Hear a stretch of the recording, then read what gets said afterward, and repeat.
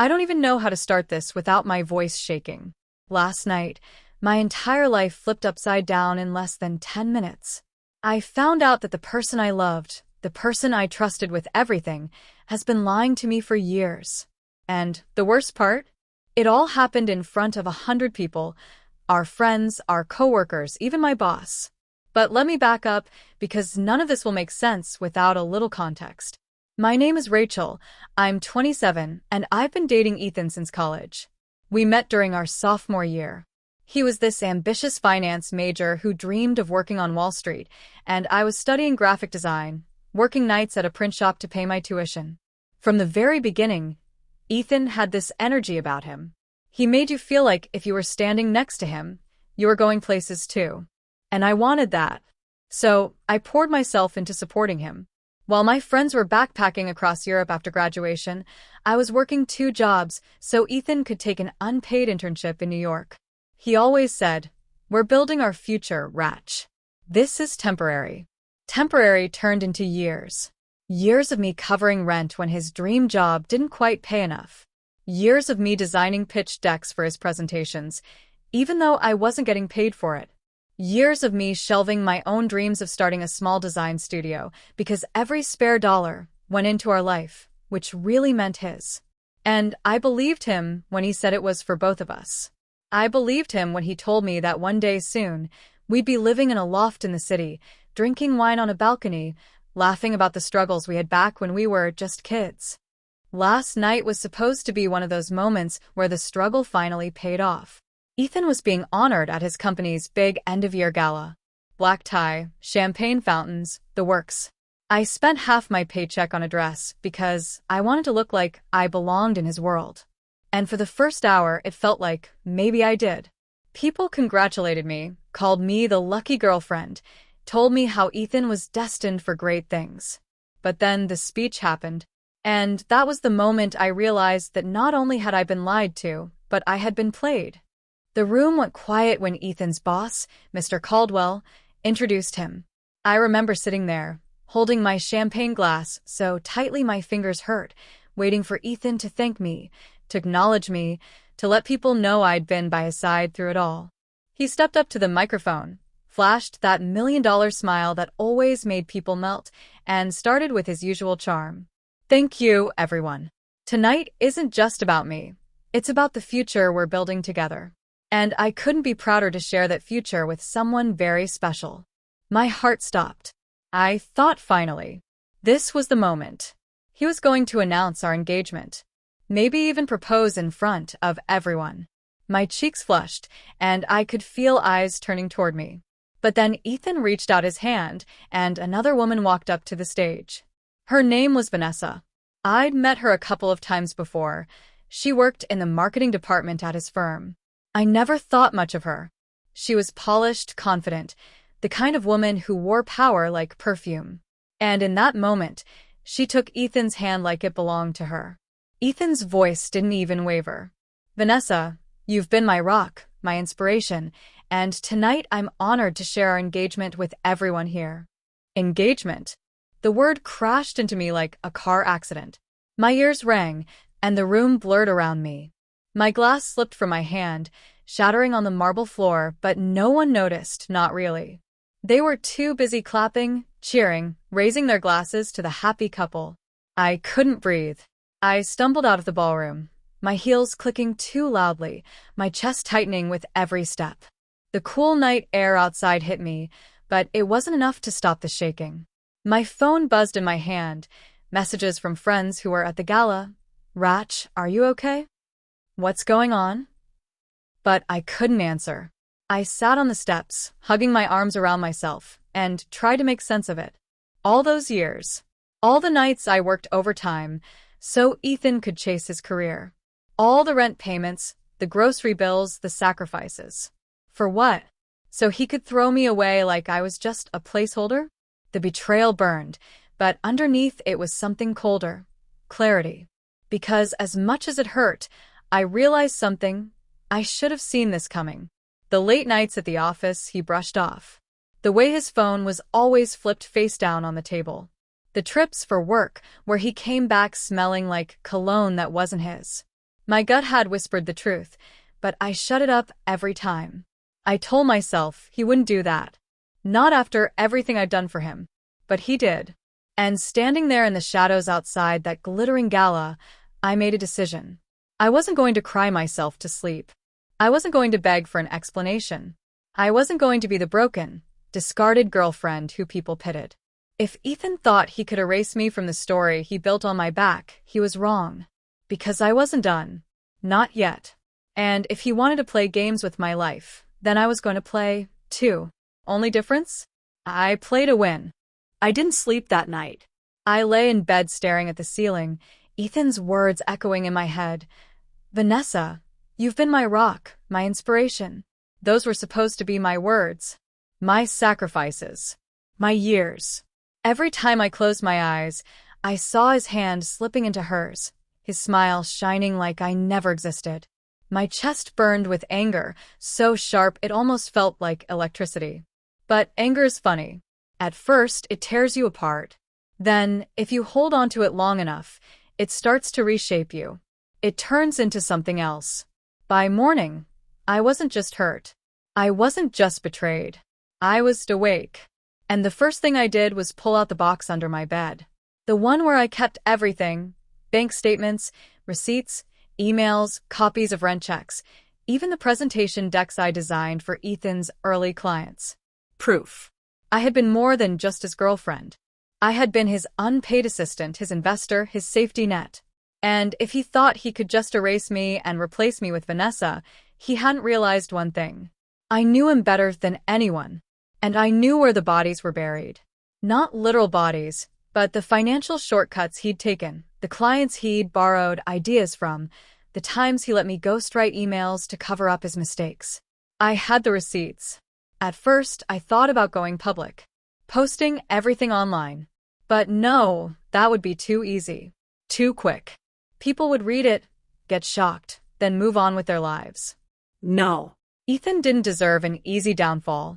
He deserved to feel the way I felt on those steps outside the gala.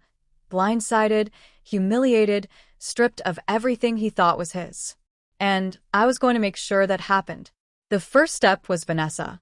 I didn't know her well, but I knew enough. She was ambitious, competitive, always angling for the spotlight at work. Ethan was a stepping stone for her, just like I had been for him. The difference? Vanessa had resources I didn't. She came from money. Her family had connections. If Ethan thought he could climb higher with her, he was probably right. But people like Vanessa, they hate surprises. They hate the idea that someone might know more than they do. So I gave her a surprise. I sent her an anonymous email from a new account. Just a single line.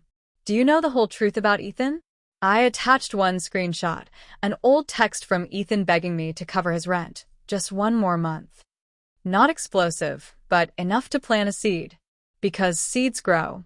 And while Vanessa was busy questioning Ethan, I turned my attention to his work. Ethan had always been careless with his passwords. He used the same variation for everything, and I'd logged into his accounts more times than I could count to fix things for him.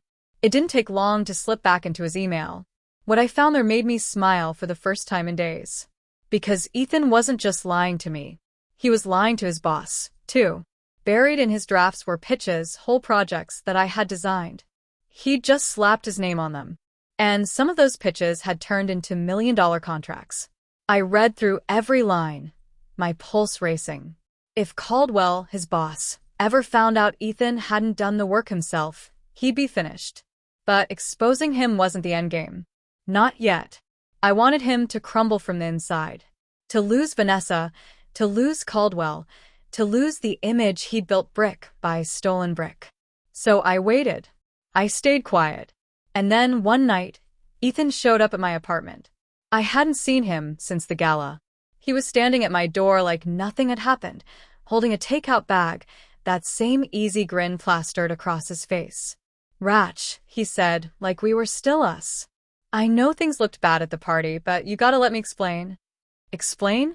I should have slammed the door in his face. But instead, I let him talk. Because listening to him spin lies was the best confirmation I needed. "I didn't mean for you to find out like that," he said, setting the food on my counter like he owned the place. She's more of a business move, you know? Her dad's on the board of. I stopped him right there. Ethan, I said quietly. Get out. He blinked, thrown off. Come on, wretch. Don't be like that. You and me, we've got history. Vanessa doesn't mean anything. And there it was. The truth. I wasn't a partner. I wasn't even a girlfriend anymore. I was a backup plan. I smiled then, but it wasn't the kind of smile Ethan knew. It was sharper. Colder. You're right, I said.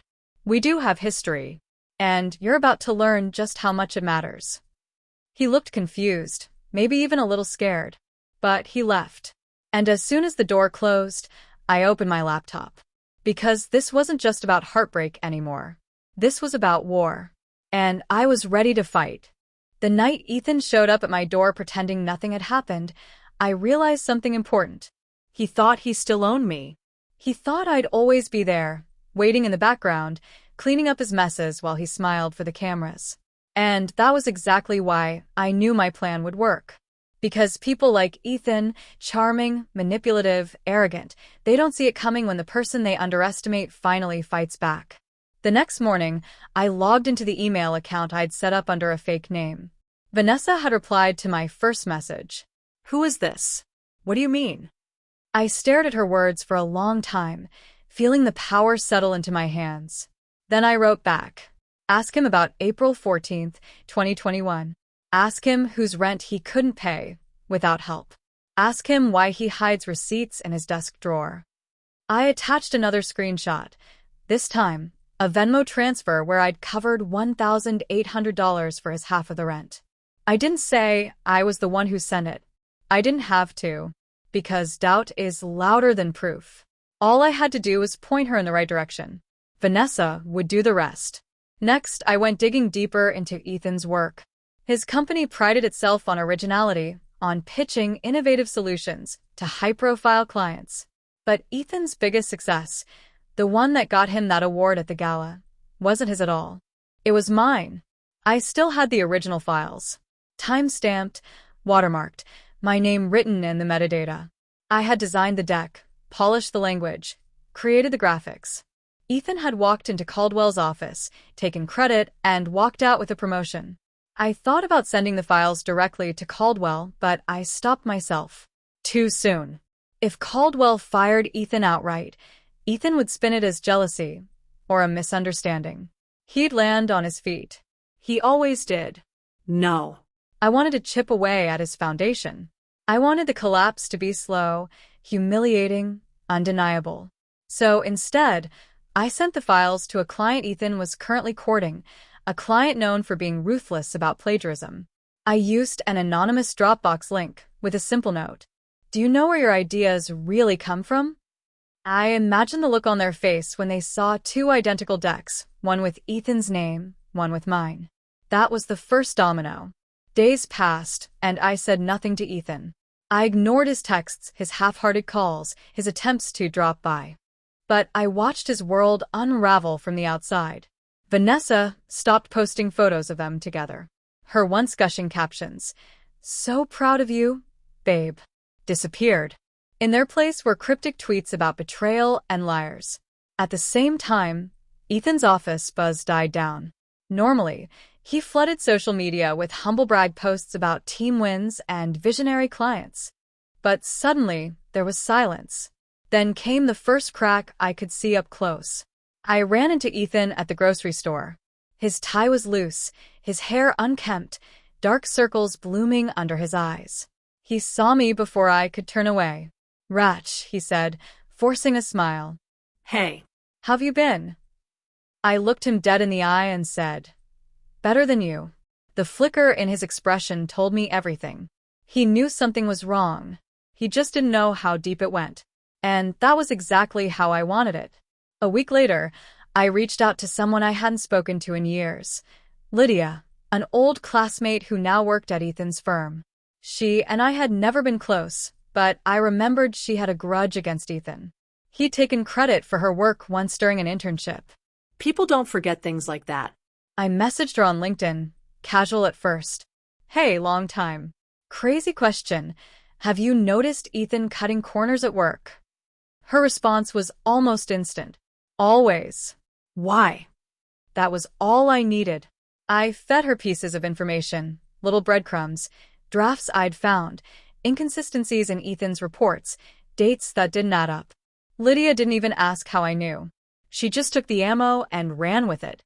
And when gossip spreads from the inside, it's 10 times more powerful than anything leaked from the outside.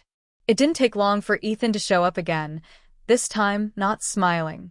He pounded on my door until I opened it. His face was flushed, his voice tight with panic. "What the hell are you doing, Rachel?" I tilted my head, pretending not to understand. "Excuse me? Don't play dumb with me," he snapped. "Vanessa's asking questions I can't answer, Caldwell's breathing down my neck, and clients are pulling out of meetings. You think I don't know this has something to do with you?" I crossed my arms. "Funny. Sounds like your lies are just catching up to you." His eyes narrowed. "You don't know what you're messing with." That made me laugh. Actually laugh. "Ethan," I said, voice low and steady, "I know exactly what I'm messing with. Because I built it. And now I'm tearing it down." For a second, I thought he might actually hit me. His jaw clenched, his fists balled. But then he stepped back, muttering under his breath. "This isn't over," he said. And I whispered back, "No, it's just starting." I'd been patient, careful, strategic. But every plan has a final step, the moment where all the pieces come crashing down. And mine was ready. I gathered everything, screenshots, receipts, emails, files, and put them into one massive folder. But I didn't send it to Caldwell. I didn't even send it to Vanessa. I sent it to the entire board of directors. With one subject line: the truth about Ethan Blake. I hit send, and for the first time in weeks, I felt calm. Because no matter what happened next, I knew one thing. Ethan's empire was no longer his. It was mine to dismantle. And I wasn't done yet. The email went out at 7:43 a.m. By 8:15, I knew it had worked. My phone buzzed with a text from Lydia. "Holy SHD. Everyone's talking about it. Caldwell called an emergency meeting." Asterisk. I pictured Ethan walking into that conference room, calm facade cracking as slide after slide of evidence lit up the screen. My screenshots, my receipts, my designs. His bosses whispering to each other, Vanessa's face tightening as she realized she wasn't engaged to a visionary, she was engaged to a fraud. And the best part? I didn't even have to be there. But I couldn't resist. I slipped into the building later that morning, head high, heels clicking across the marble lobby floor. Security barely glanced at me. After all, I'd spent enough nights here dropping off food for Ethan or waiting in the lounge for him to finish work. When the elevator doors opened on the 17th floor, the tension was thick enough to choke on. People huddled in corners, whispering. Eyes darted toward Caldwell's office, where muffled voices were raised in anger. I leaned against the wall, pretending to scroll my phone, but my heart was pounding. Then the door burst open. Ethan stormed out, face flushed, tie hanging loose. Caldwell followed, his normally calm voice like a whip. "You're finished here, Blake. Don't ever set foot in this office again." The entire floor went silent. Heads turned. Whispers exploded. Ethan froze when he saw me. For a split second, his mask slipped, and I saw the panic, the fear. Then he sneered. "This was you," he hissed. I smiled just slightly. Looks like the truth finally caught up. He took a step toward me, but Caldwell's assistant grabbed his arm. "Get out before we call security." The humiliation on his face was priceless. This wasn't the charming golden boy anymore. This was a man stripped bare, exposed, crumbling. And it was only the beginning. 2 days later, Ethan tried to call me. I didn't answer. Instead, I got a message from Vanessa. It was short. Cold. "You could have warned me." I stared at her words, surprised. Did she really think I owed her that? She had stood next to him, smiling, while he erased me. She had called me sweet, in that condescending tone, like I was a child who didn't understand the game being played. I didn't reply, but I didn't need to. A week later, Their engagement announcement disappeared from social media. Vanessa's profile was scrubbed of any trace of Ethan. Her family's connections wouldn't save him now. And suddenly, Ethan wasn't just jobless. He was alone. I thought that would be enough. Watching him lose everything he had stolen from me should have satisfied me. But revenge has a way of sinking its claws deeper than you expect. Because I kept watching. Without his job, Ethan couldn't afford his apartment. He sold his furniture piece by piece, then crashed on a friend's couch. That didn't last long. Friends don't stick around when the golden boy loses his shine. One night, I walked past a bar near my office and saw him through the window. Sitting alone. Hair greasy, shirt wrinkled, nursing a cheap beer like it was the last anchor he had. He looked small. Pathetic. Nothing like the man who once commanded rooms with his smile. And for a moment, I almost felt sorry for him. Almost. Because then I remembered every night I stayed up fixing his mistakes. Every dollar I spent keeping us afloat. Every lie he told while he held Vanessa's hand. No. Pity was too expensive. The real ending came weeks later, in a courtroom. I hadn't planned on going that far. But when Lydia told me Caldwell's lawyers were preparing to sue Ethan for fraud, I realized I had one last choice. Stay silent or finish what I started. I walked into the courthouse with my folder of evidence. The same receipts, bank transfers, and designs I'd hoarded for years. When the lawyer asked if I was willing to testify, I didn't hesitate. On the stand, I told the truth. How I had created the work Ethan claimed as his. How I had supported him financially while he climbed the ladder on a foundation of lies. How he had betrayed me, not just personally but professionally, too. Ethan sat across from me, eyes hollow, jaw tight. He didn't try to interrupt. He didn't even look angry anymore. Just defeated. When the judge ruled in the company's favor, when Ethan was ordered to pay damages he could never afford, I felt something lift off my chest. It wasn't joy. Not exactly. It was closure. After the trial, I walked out into the sunlight, breathing in the crisp air like it was the first real breath I'd taken in years. Ethan was there, waiting on the steps. His suit was wrinkled, his tie gone, his eyes bloodshot. "Rachel," he croaked, voice hoarse. Why? "Why did you do this to me?" I stared at him for a long moment. And then I said the words I had been holding on to since that night at the gala. "I didn't do this to you, Ethan. You did this to yourself."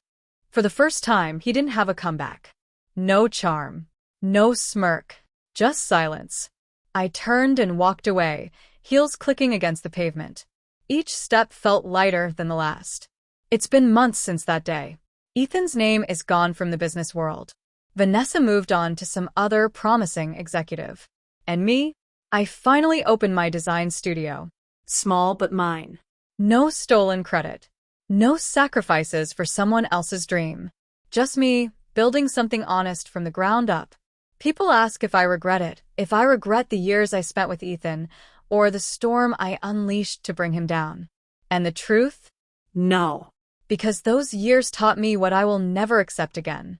And that storm? It set me free. This was never just about revenge. It was about reclaiming my life. And I did.